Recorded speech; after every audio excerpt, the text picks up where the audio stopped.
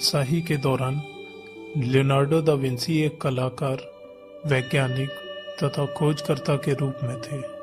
वो समय के साथ और समय के बाद तक अपनी प्रतिभा से जाने जाते रहे हैं। यहाँ तक रेनेसेंस शब्द भी उन्हें अपनी प्रतिभा से ही मिला था, जिसका अर्थ है पूरी तरीके से परफेक्ट। लियोनार्डो दा विंसी का जन्म विंसी नामक शहर, जो कि इटली में है, 15 अप्रैल 1452 को हुआ था। 14 साल की उम्र में ही उन्होंने वेरोसियो को अपने गुरु के रूप में माना और उनसे कला और चित्रकारी सीखी। लियोनार्डो दा विंसी इतिहास में अपनी एक खास पेंटिंग के बारे में जाने जाते हैं, जिसने उन्हें खास प्रसिद्ध कर दिया था, जो है मोनालिसा। उनकी चित्रकलाएं इतनी अद्भुत थीं कि आज तक वे रहस्य ही बनी हुई हैं। चित्रकारी के साथ साथ ही उन्हें खोजकर्ता और वैज्ञानिक के रूप में हैंग ग्लाइडर्स, हेलीकॉप्टर्स, वार मशीन्स, म्यूजिकल इंस्ट्रूमेंट्स और कई पंप मशीन जैसी चीजों की रूपरेखा भी तैयार की थी। सिविल इंजीनियरिंग में रुचि होने के साथ ही उन्होंने सिंगल स्पैन ब्रिज, जो आर्नो रिवर पानी को डाइवर्ट करता था, तथा मूवेबल बैरिकेड्स, जो शहर को आक्रमणकारियों से बचाता था, इनका आविष्कार किया।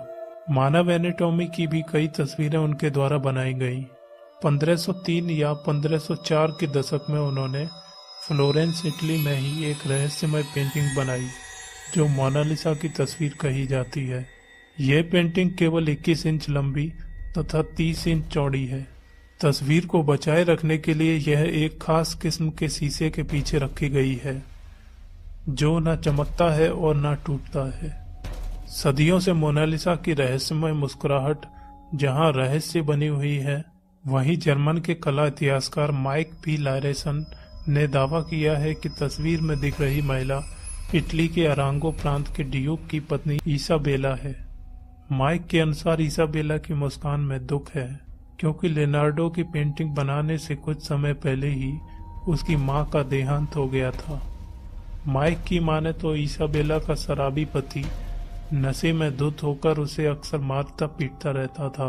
अपनी प्रकाशित पुस्तक who is Mona Lisa in search में अनेकों समानताएं गिनवाई हैं।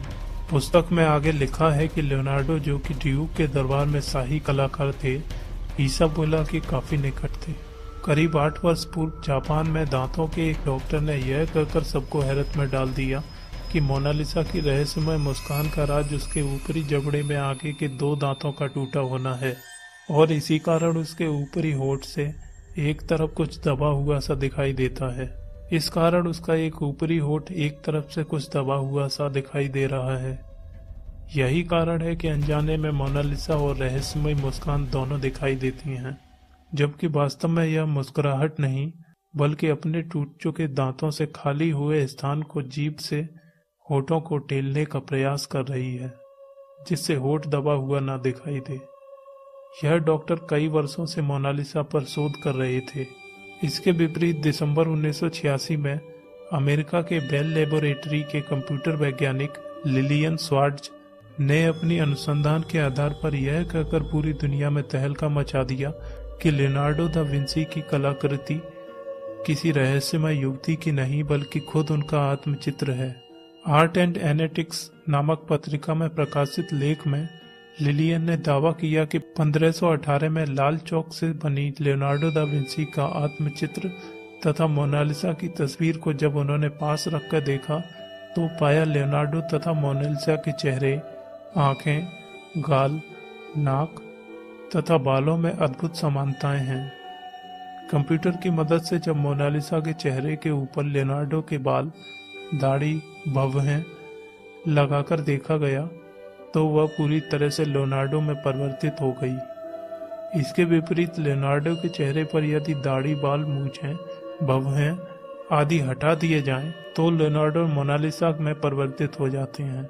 खैर, इस अद्भुत चित्रकला के नाम मात्र पर भी कई डरावनी फिल्मों में भी भूतिया कैरेक्टर्स का नाम भी मोनालिसा रख देने से वो फिल्में दर्शकों पर खास असर छोड़ जाती हैं।